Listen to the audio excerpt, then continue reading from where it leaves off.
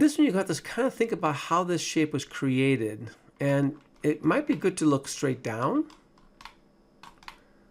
and that might be helpful in how to make this shape here. So looking straight down on this, it looks like there's an L-shaped piece here, and then one rectangle, another rectangle.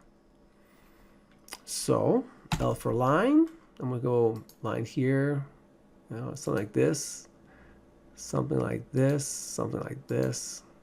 Okay, so that got me that shape.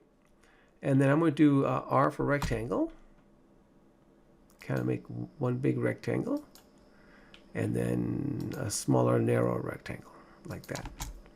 So that gives me my first shapes. So now I can push pull this down some distance. So far so good. Might as well work on the surface.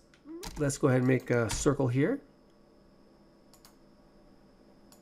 and push pull that in some distance. So that leaves us with this top piece. So P for push pull, I'm going to go up a certain distance, and then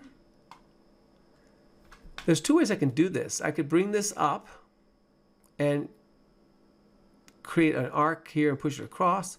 I'm just going to go ahead and make an arc across the side and push pull it out this distance, right? Because you can't make a rounded top out of this. So here's the arc tool. I'm going to click, go over here, click, and we'll go up a distance, click. So now you can see I make that arc shape against the surface. P for push pull, and I'll push pull it out that distance. And although it's not as flat of an arc as this, because this is not quite as long as that, this would certainly suffice. I've gotten all the pieces, and I saw you able to make it.